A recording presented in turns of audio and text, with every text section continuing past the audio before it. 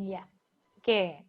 Kalau saya boleh bertanya kepada teman-teman di sini, sikap apa sih yang paling menonjol dari anak yang berbaju biru tadi?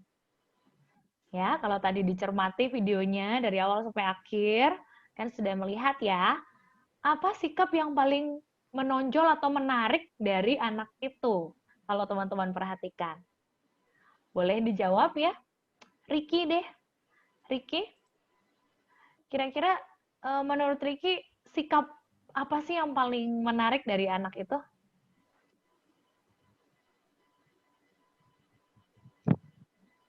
Eh, kurang terdengar ya?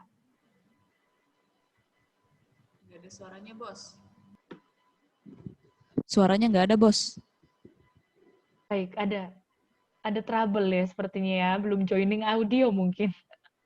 Tulis di chat aja di chat. Oh ya boleh di chat ya, ada teknologi ya. Baik, coba di chat.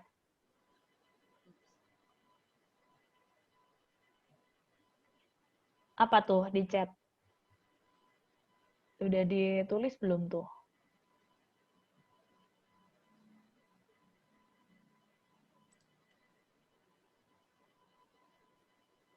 Mana ya chatnya ya? Udah lama nggak pakai Zoom nih, maklum ya Bu Guru. Saya di Kalang Kudus, Zoom itu haram, saudara. Jadi pakainya Google Meet.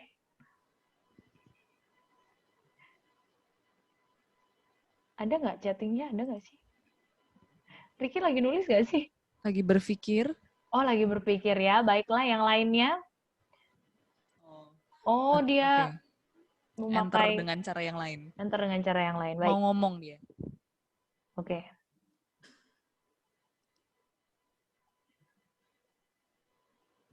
Halo. Halo, baik ya. Aku Akhirnya. buka laptop. Ya, Jadi oke. nggak ada suara. Oke. Gimana Ricky? Pak, sikap paling apa yang menonjol dari anak itu? Apa nangis ya mungkin ya, nangis. Nangis ya. Selain dari Ya. nangisnya, ada nggak yang Nari dia, nari. menangis dan menari ya judulnya ya? Ya. Nari Baik, sambil nangis. terima kasih Ricky untuk jawabannya. Yang lain, ada yang mau menjawab nggak ya? Oh tadi udah cowok nih, sekarang coba Jesti deh. Jesti, sikap apa yang paling menarik ya dari anak ini ya? Selain dia menangis dan menari tadi seperti yang Ricky katakan ya.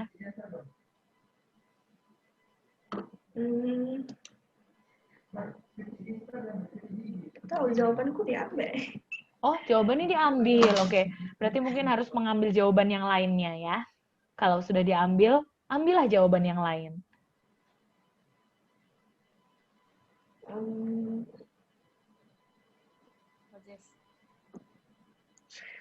Nggak tahu. Nggak tahu, oke. Masih dalam pemrosesan di prosesor ini ya. Baik.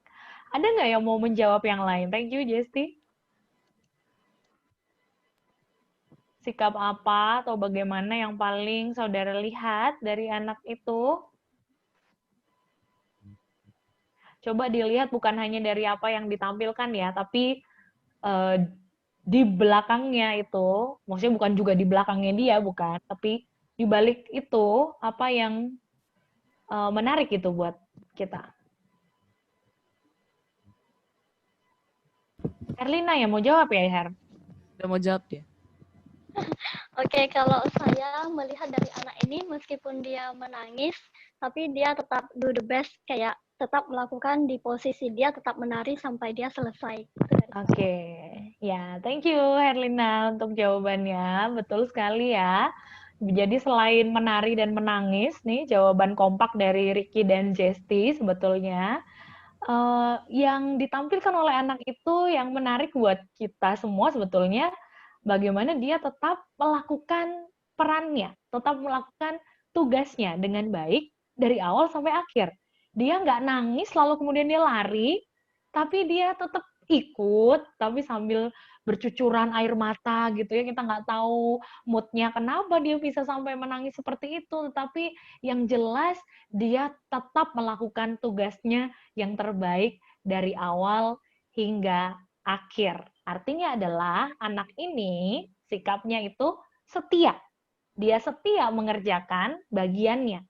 Ya, teman-teman, kalau kita mau lihat dari KBBI, kata setia itu artinya berpegang teguh, yaitu pada janji, pendirian, atau prinsip, dan sebagainya. Serta setia itu menunjukkan orang yang patuh dan taat kepada sesuatu. Jadi orang yang setia adalah orang yang berpegang teguh pada janji, punya pendirian, punya prinsip, dan lain-lain. Dan dia pun memiliki sikap yang patuh dan taat. Bila diterapkan pada hubungan pribadi kita dengan Tuhan, setia adalah hal yang Allah inginkan untuk ada dimiliki oleh umatnya, yaitu oleh engkau dan oleh saya. Namun pertanyaannya yang lanjut adalah, kesetiaan apakah yang ia inginkan? Kesetiaan seperti apa yang ia inginkan dari dalam diri umatnya? Kita akan belajar bersama-sama dari seorang tokoh yang tentu tidak asing buat kita, apalagi yang sudah dari kecil dengar firman Tuhan di sekolah minggu, atau kita rajin baca Alkitab, rajin saat teduh, kita tidak asing dengan tokoh ini, yaitu Nuh. Nah, teman-teman, Nuh ini hidup di zaman dunia yang dipenuhi dengan orang-orang jahat. Ya, kejahatan dari orang-orang yang hidup pada zaman Nuh itu adalah kejahatan yang begitu besar di bumi. Dan bahkan Alkitab di dalam Kejadian 6 ayat 5, kalau di sana kita perhatikan, di sana dikatakan kejahatan manusia besar di bumi dan bahwa segala kecenderungan hatinya selalu membuahkan kejahatan semata-mata. Allah menilik ke bumi dan melihat bahwa bumi itu sesungguhnya sudah rusak benar. Apa yang dilakukan oleh orang-orang sezaman itu? Pada waktu itu tidak ada lagi kebenaran, tidak ada lagi keadilan, kasih yang ditunjukkan di antara sesama manusia. Mereka bobrok secara moral dan spiritual, artinya mereka sudah tidak lagi memiliki nilai-nilai moral. Oh, kalau saya melakukan ini kira-kira baik atau tidak? Oh, kalau saya melakukan ini kira-kira pantas atau tidak? No. Tidak ada lagi nilai-nilai itu, apalagi nilai-nilai spiritual. Mereka sudah tidak lagi peduli kepada Tuhan. Sampai dikatakan di dalam Alkitab bahwa Allah menyesal telah menjadikan manusia di bumi. Teman-teman perhatikan di sini kata menyesal, ya. Allah dikatakan menyesal sudah menciptakan manusia. Tentu kata menyesal di sini adalah bahasa manusia, yaitu bahasa penulis kitab Kejadian, yang dipercaya adalah Musa yang menulisnya. Dia menggambarkan situasi hati Allah seperti apa ketika melihat kejahatan manusia yang luar biasa pada zaman Nuh pada waktu itu. Kata menyesal di sini itu adalah sebuah istilah, kita bisa tahu bahasa manusia yang dipakai untuk menggambarkan sikap Allah itu dinamakan dengan antropomorfisme, yaitu bahwa di sana ketika penulis itu menggunakan kata menyesal, maka sebetulnya dia ingin menggambarkan betapa kecewanya hati Allah ketika melihat manusia yang dia ciptakan serupa dan segambar dengan dia hidup begitu bobrok, hidup begitu jauh dari tujuan semula Allah menciptakan mereka. Yang seharusnya mereka mencerminkan sifat-sifat Allah, yang seharusnya mereka hidup memuliakan Allah, namun nyatanya begitu kacau dan hancur kehidupan mereka. Nuh hidup di zaman seperti demikian.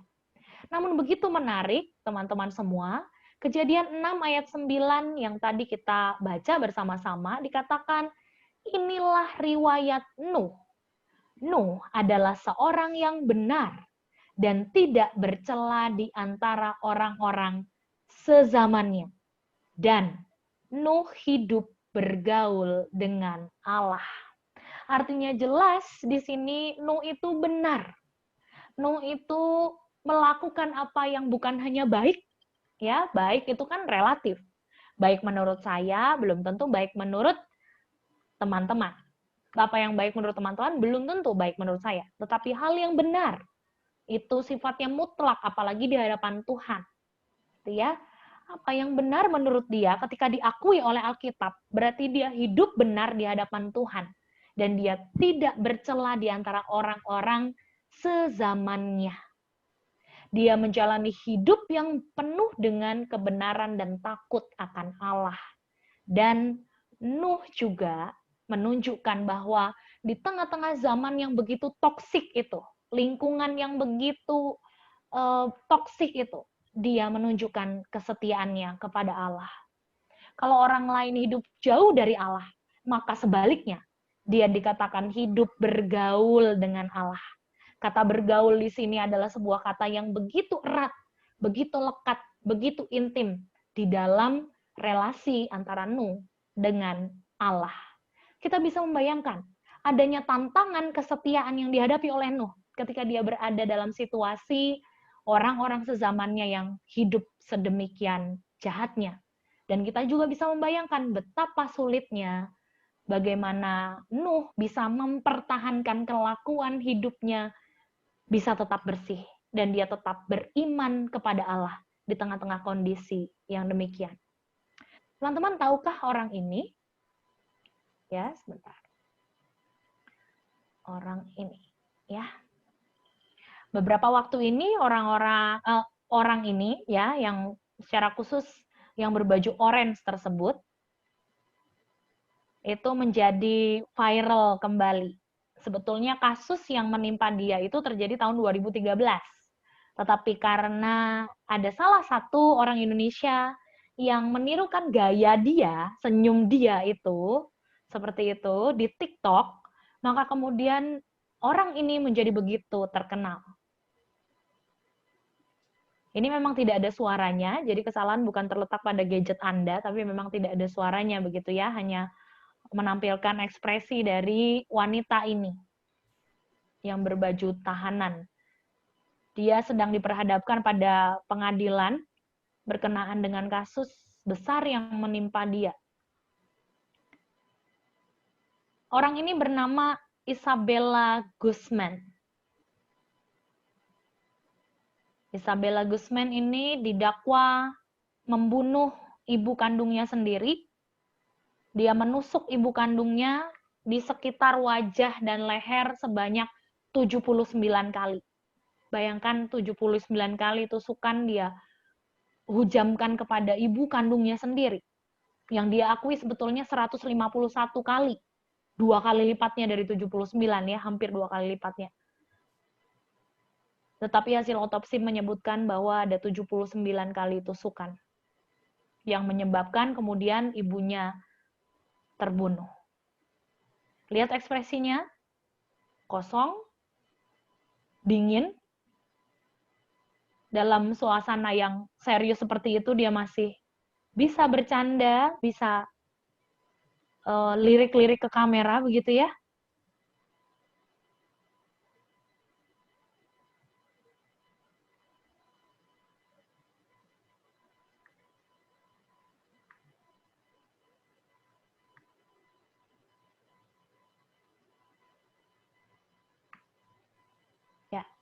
Teman-teman, terlepas dari kasus yang menimpa Isabella Guzman ini, ya dia akhirnya didakwa tidak bersalah karena dia dikatakan mengidap skizofrenia, sehingga hukuman buat dia adalah harus mendekam di rumah sakit jiwa untuk batas waktu yang tidak ditentukan karena dia dianggap tidak sadar ketika melakukan tindakan itu. Begitu ya. Akhir-akhir ini juga kita baru saja mendengar di Indonesia ada seorang HRD yang dibunuh, dimutilasi menjadi 11 bagian tubuhnya, dimasukkan ke dalam koper, ditaruh dalam kulkas, begitu ya. Dan motifnya adalah untuk mengeruk harta dari si HRD ini, dilakukan oleh pasangan. Bukan suami istri tapi mereka pasangan. Saya mau menunjukkan bahwa terlepas dari motif apapun yang tadi dilakukan oleh Isabella Guzman terhadap ibunya ataupun juga oleh pasangan yang kemudian menghabisi nyawa orang lain, saya mau menunjukkan bahwa inilah dunia yang kita sedang hidupi sekarang. Seperti inilah kondisi dunia di mana kita tinggal hari ini. Ada begitu banyak kejahatan yang terjadi di sekitar kita. Dan hidup kita sebetulnya, zaman di mana kita hidup, tidak jauh berbeda dengan zaman ketika Nuh hidup. Zaman yang mungkin kurang lebih bisa kita katakan sama. Ada orang-orang di dunia di sekitar kita adalah mereka yang tidak lagi peduli kepada Tuhan. Mereka melakukan kejahatan sedemikian rupa, bahkan sampai tidak punya lagi belas kasihan terhadap sesamanya. Ada orang-orang yang memegang nilai-nilai kehidupan berdasarkan dengan kehendaknya sendiri. Dia yang sudah tidak peduli juga dengan nilai-nilai moral, semuanya begitu merosot nilai-nilai itu. Di dalam dunia pekerjaan, acap kali kita juga melihat ada banyak orang yang menghalalkan segala cara untuk mendatangkan keuntungan sebesar-besarnya bagi dirinya sendiri, tidak peduli apakah itu benar atau salah di hadapan Tuhan. Yang penting, saya untung. Di dalam dunia pendidikan, kamu sebagai siswa atau mungkin kamu sebagai mahasiswa, bukankah juga jamak sekali contek-mencontek itu dilakukan? Dalam zaman seperti sekarang apalagi? Sekolah, kuliah online, contek-mencontek adalah sebuah hal yang lazim, bukan? Saya sebagai guru di sekolah, juga kami mengalami kesulitan ketika menjalankan ulangan di dalam situasi online seperti ini. Kita sudah mencoba menolong anak-anak supaya jujur. Orang tuanya yang ngasih tahu anaknya. Biasanya anaknya kalau dalam kondisi yang sekolah biasa, bukan pandemi, anak itu tidak pernah dapat nilai KKM. Tapi ajaibnya saudara-saudara bahwa di tengah kondisi online ini selalu nilainya itu jadi 100. Bukannya suuzon, ya, bukannya kita menuduh orang tuanya yang mengerjakan, tetapi seringkali itu yang terjadi.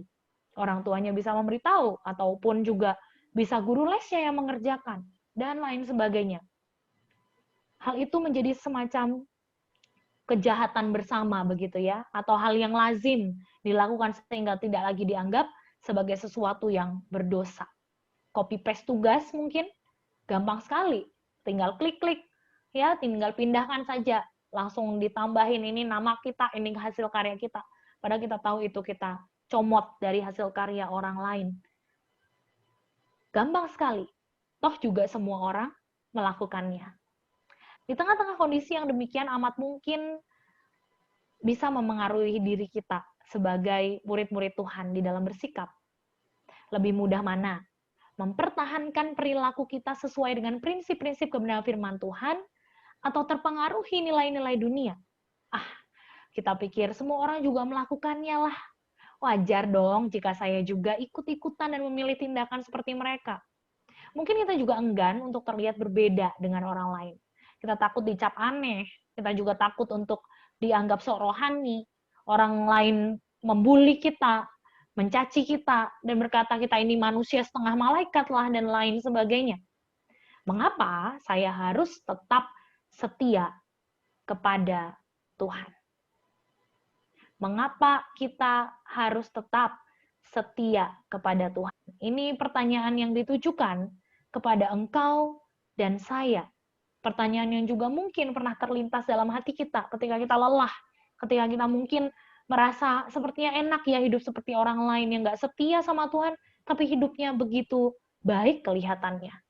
Namun rekan-rekan sekalian, disinilah juga sebenarnya ada ujian bagi kesetiaan kita kepada Tuhan. Sebuah ujian yang juga dilalui oleh tokoh yang bernama Nuh. Rekan-rekan sekalian, kalau kita belajar dari firman Tuhan, maka di sana kita mendapati bahwa mengapa sih kita harus tetap setia kepada Tuhan? Karena Allah berkenan pada kesetiaan umatnya. Dalam bagian yang kita tadi baca, Allah itu berkenan pada kesetiaan Nuh. Waktu itu, Allah memutuskan untuk menghukum manusia di bumi pada zaman Nuh dengan air bah. Sebuah hal yang tidak pernah dibayangkan oleh manusia pada waktu itu. Kalau pakai istilah komputer hari ini, Tuhan itu kayak mau mereset kembali. Tuhan itu kayak mau menguninstall lagi kehidupan sehingga kemudian nanti ada sebuah kehidupan yang baru di bumi. Supaya bumi itu bersih dari segala macam kejahatan yang mengerikan yang ditunjukkan oleh semua manusia pada waktu itu. Namun, Allah memilih untuk menyelamatkan Nuh dan keluarganya dari bencana yang demikian dahsyat. Ia memberitahukan kepada Nuh dengan detail apa yang akan dia lakukan, yaitu dia akan mendatangkan bencana air bah yang amat dahsyat. Dan Allah memberikan perintah kepada Nuh untuk membuat sebuah bahtera, yaitu kapal yang begitu besar, yang lengkap dengan ukuran-ukurannya, lengkap dengan bahan-bahannya, kayunya apa yang harus dipakai. Allah juga memerintahkan apa yang harus Nuh lakukan setelah bahtera itu jadi, yaitu ketika sepasang demi sepasang hewan itu harus dia masukkan ke dalam bahtera tersebut. Sampai di sini mungkin kita berpikir, nggak ada yang aneh lah sama kisah itu. Ya kan berarti Allah itu sudah mau menyelamatkan Nuh dan keluarganya, bagus dong. Tuhan juga menyediakan langkah-langkah untuk dilakukan oleh Nuh, ya baik dong. Tapi mari kita coba menempatkan diri kita sebagai Nuh yang hidup di zaman itu. Perintah Allah untuk Nuh itu benar-benar nggak mudah untuk dilakukan loh teman-teman. Gimana tidak? Mengalami banjir saja belum pernah. Ya, sehingga ketika Allah mengatakan bahwa akan ada banjir besar, sampai kemudian bumi itu seluruhnya tertutup dengan air, pasti sulit buat Nuh untuk membayangkannya. Perintah Allah itu tentu membuat Nuh juga repot sekali. Kenapa repot? Dia harus mengumpulkan bahan-bahannya, dia harus mungkin menggambar dulu, ya. Dia mungkin jadi arsitek yang awal sekali pada waktu itu untuk membangun sebuah bahtera yang menurut Allah seharusnya itu dibangun. Dia harus kembali belajar bagaimana menyatukan satu bagian dengan bagian yang lain. Nggak ada lem loh saudara-saudara. Nggak ada juga waktu itu paku, itu belum ada. Begitu ya. Tapi bagaimana kemudian bisa bahtera itu dibuat. Namun tantangan Nuh bukan hanya soal bagaimana membuat bahtera tersebut. Tetapi bagaimana tantangan besar berikutnya yang dihadapi adalah menghadapi orang-orang sezamannya pada waktu itu. Saya tadi di awal sudah memberitahukan bahwa orang-orang sezamannya itu adalah orang-orang yang jahat tingkah lakunya. Bukan mustahil, mereka adalah orang-orang yang kemudian mencemooh dan mencela Nuh beserta dengan keluarganya. Mereka sangat mungkin menertawakan Nuh dan keluarganya. Karena ngapain mereka bangun kapal? Buat apa mereka bangun kapal? Dan mungkin banyak juga di antara mereka yang sudah menganggap Nuh sebagai orang sudah rada-rada kurang 1 ons, 2 ons nih otaknya nih. Sudah rada-rada gila nih ya kayaknya Nuh ini ya. Kalau saya jadi Nuh, teman-teman, maka saya akan menawar pada Allah. Saya akan bilang gini, Tuhan, saya kan hidup dekat sama Tuhan. Kita kan hopeng ya Tuhan ya. Kalau boleh nih Tuhan, Tuhan selamatin saya dengan cara yang singkat, padat, jelas aja deh. Tuhan kan katanya mau selamatin saya, Tuhan sayang sama saya.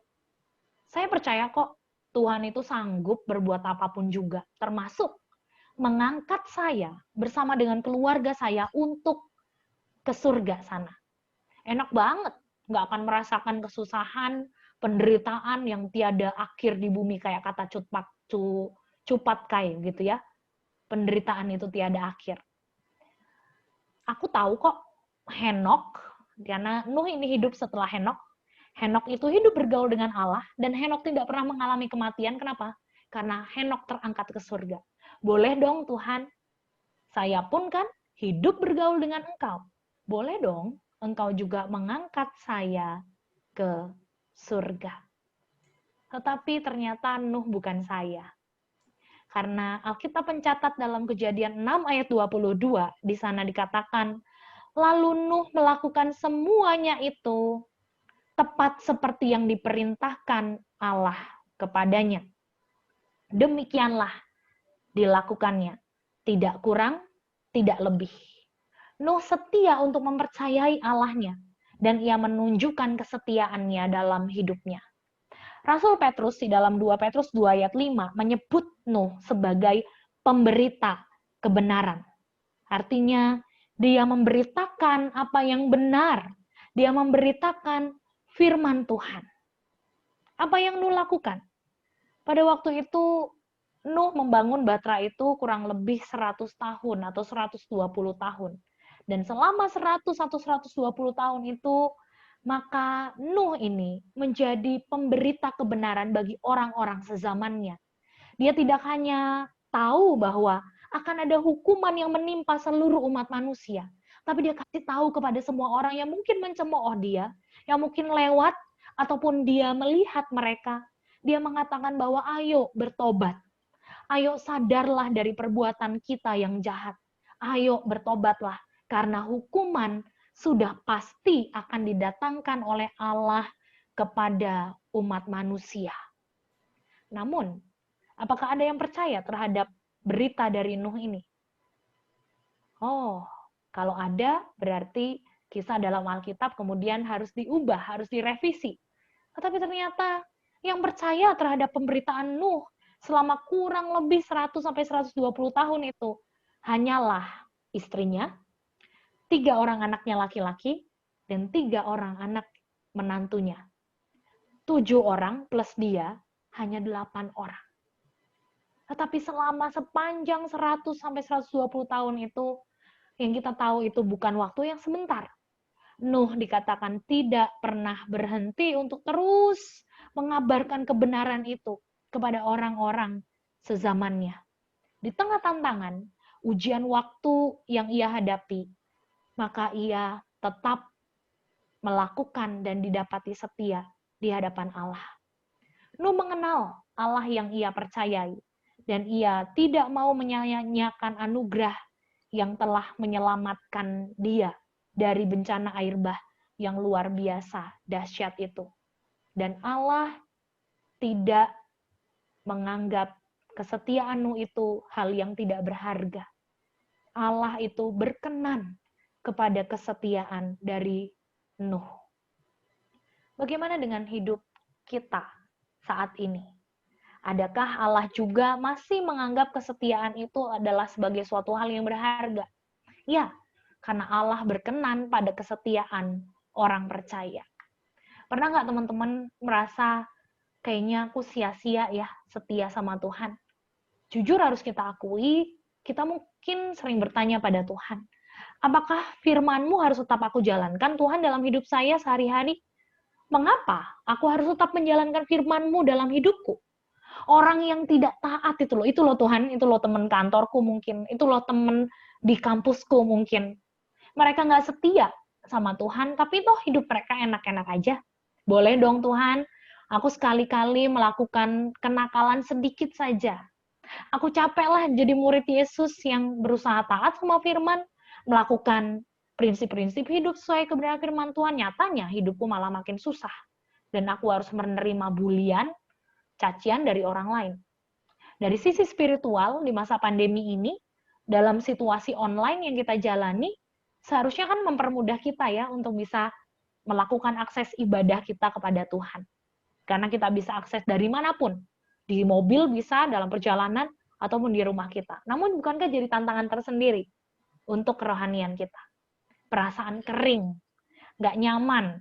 Ya, kalaupun saya nggak ibadah, itu ya pertanyaan kita, kalaupun saya nggak ibadah, siapa juga sih yang tahu? Kalau saya nggak setia dalam ibadah, siapa sih yang tahu? Sulit untuk menjadi setia, bukan? Sulit untuk terus bisa setia, untuk taat percaya kepada Tuhan di tengah-tengah tantangan ini. Sia-siakah kesetiaan itu? Rekan-rekan, marilah kita mengingat bahwa Allah memanggil engkau dan saya untuk setia di dalam hidup ini. Allah memanggil kita untuk menjadi murid-muridnya yang setia. Apapun kondisinya, bagaimanapun situasinya, dalam hidup ini Allah menghendaki kesetiaan. Seperti yang dicatat dalam Mika 6 ayat 8. Apa yang dikehendaki Allah? Apa yang dituntut Allah? Selain berlaku adil, mencintai kesetiaan, dan hidup dengan rendah hati di hadapan Allahmu. Sebagai murid Tuhan, kita mengejar apa yang menjadi perkenanan Allah dalam hidup kita. Allah mau kita setia, berarti kita mau belajar untuk hidup setia di hadapan Tuhan. Yesus Kristus sendiri telah meneladankan kesetiaan itu di dalam sepanjang kehidupannya. Bahkan sampai ia harus mati di atas kayu salib, dikatakan ia setia. Bahkan sampai harus mati di kayu. Ia setia kepada kehendak Bapa. Tanpa berbelok, tanpa tawar-menawar. Karena ia begitu mengasihi engkau dan saya. Bayangkan kalau Tuhan tidak setia atas apa yang telah ditetapkan oleh Allah Bapanya. Namun ia setia menyatakan keselamatannya bagi kita. Sehingga melalui kesetiaan Kristus, kita pun beroleh keselamatan dari Tuhan. Tuhan Yesus juga setia untuk menjadi teladan bagi kita. Bahwa kita bisa kok setia. Kenapa? Karena Tuhan Yesus terlebih dahulu setia kepada kita.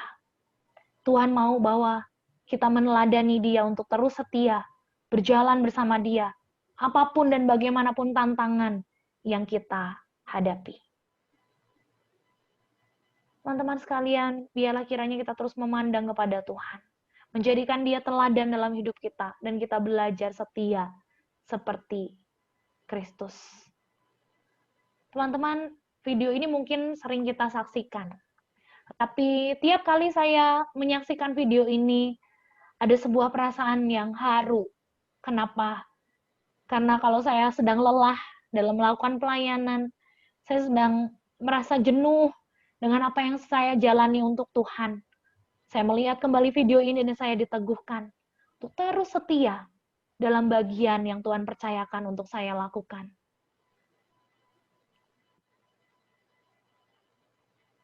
Dalam hidup kita, mungkin kita seperti anak ini, yang dipercayakan sebuah tugas oleh Tuhan untuk mengarahkan orang lain ke jalan yang benar. Dia ingat apa yang Tuhan minta. Teruslah percaya. Teruslah setia. Waktu demi waktu berlalu, anak ini melakukan tugasnya dengan setia. Namun di tengah-tengah dia melakukan tugasnya, ada angin kencang yang berhembus, yang membuat dia kemudian kesulitan untuk tetap menjaga agar penanda itu tetap teguh berdiri. Dengan sekuat tenaga dia berusaha.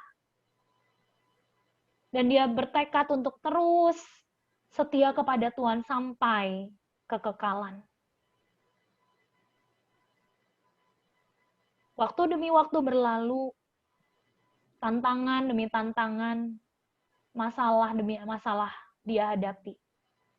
Tapi dia tetap memegang sebuah komitmen, apapun yang terjadi aku akan taat kepada Tuhan. Bagaimanapun juga aku akan tetap setia kepada Tuhan. Bahkan tiba saatnya dia menjadi begitu lelah, bahkan dia terjatuh di dalam panggilannya untuk melakukan tugasnya bagi Tuhan. Dia tergeletak, dia mungkin bertanya-tanya, bahkan mengeluh kepada Tuhan, Tuhan, saya lelah untuk melakukan tugas ini. Tugas ini mungkin terlalu berat buat saya. Tapi dia mengingat kembali siapa pribadi yang sudah memanggil dia. Dia mengingat kembali kepada pribadi yang mempercayakan tugas itu kepadanya, yaitu Yesus sendiri. Itulah yang kemudian membuat dia bangkit lagi. Kembali kepada komitmennya yang semula untuk melakukan tugasnya bagi Tuhan.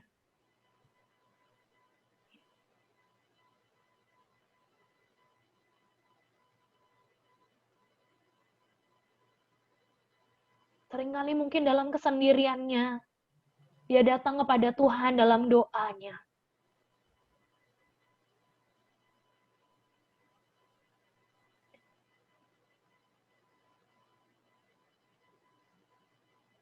Dia tetap mengingat bahwa saya harus tetap taat kepada Tuhan.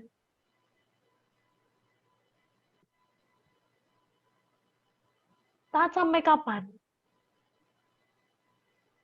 Taat sampai pada waktu Tuhan memanggilnya. Saat sampai Tuhan bilang, sudah selesai. Tugasmu sebagai muridku. Dan ia kembali ke pelukan Tuhan. Allah yang memanggilnya.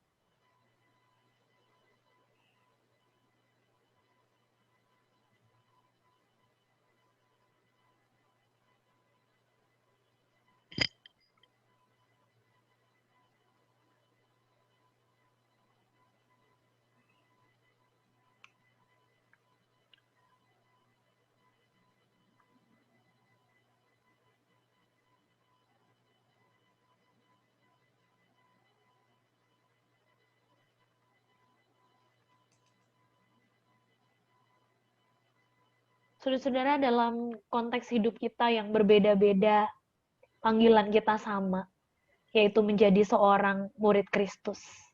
Saya tidak tahu pergumulan seperti apa yang kita alami saat ini dalam perjalanan hidup kita mengikut Tuhan. Sedang lelahkah engkau mengikut Tuhan saat ini? Sedang bersusah hatikah engkau untuk terus setia di hadapan Tuhan? Mari berjuang lagi untuk tetap dan terus setia. Mungkin di dalam ibadah yang kita jalani di tengah-tengah segala keterbatasan ini. Mari kita setia kepada Tuhan. Sekalipun mungkin tidak ada orang yang melihat.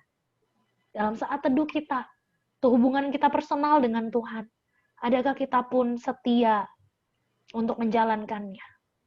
Dalam melakukan firman Tuhan, adakah kita juga setia untuk melakukan firman Tuhan dan berpegang teguh pada prinsip-prinsip firman Tuhan dalam kehidupan kita? Teruslah setia di hadapan Tuhan. Teruslah setia sampai pada akhirnya.